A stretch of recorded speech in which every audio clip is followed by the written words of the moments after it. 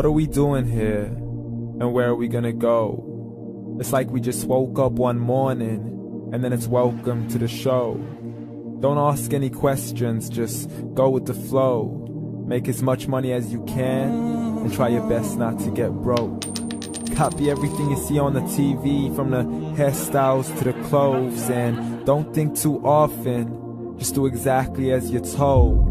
And if you ever get confused, then just turn towards the alcohol.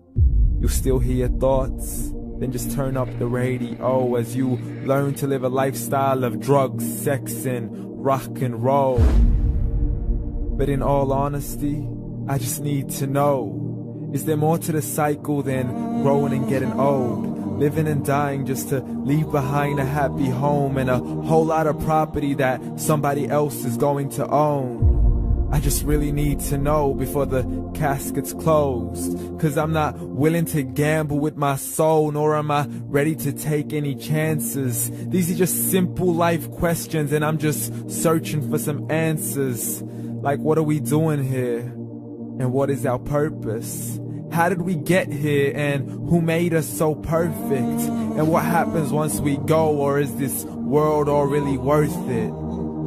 Questions we don't answer because apparently we don't really have to. There's no purpose to this life and our existence is merely natural. Then in that case, please let me ask you, did you create yourself, or was it somebody else who had fashioned you? 'Cause you're a being that's impeccable, faultless and unparalleled. You're a product of supreme intelligence, and I'm merely being rational. For there isn't a camera on this earth that can come close to the human eye, nor a computer that can compete alongside the human mind. And if the whole world was to come together, we wouldn't be able to create a single fly. So many signs, yet we still deny. As science tries to justify that all this could come from none, when it's a simple sum. 0 plus 0 plus 0 cannot possibly ever give you 1. So from where did all this order come? For everything has its origins, a maker, a creator of its own. I mean, the only reason you're watching this video is because somebody had to press upload. So we can believe in the Big Bang, but I'd rather believe in He who caused it to explode. Allah, the creator of everything along with every single soul. The ever-living, the master, the only one who is in control. Unlike his creation, beyond our imagination. And no, he's not a man, nor does he have any partners in association. He's on his own. And no, he did not ever leave us alone. Just like every manufacturer, he left us with an instruction manual. The Quran and Islam, and I'm sorry to jump to conclusions, but it's the only one possible. The only definition of God is the one and only supreme being. It's logical, a book with 0 contradictions, with miracles that are both scientific and historical, all revealed over 1400 years ago.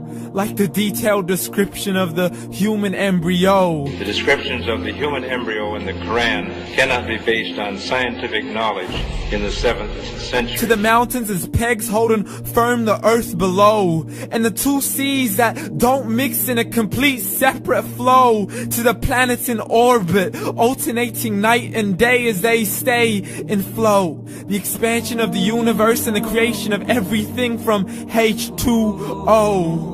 To the stories of the past and the preservation of Pharaoh. To identifying the lowest point in the land where Persia defeated Rome.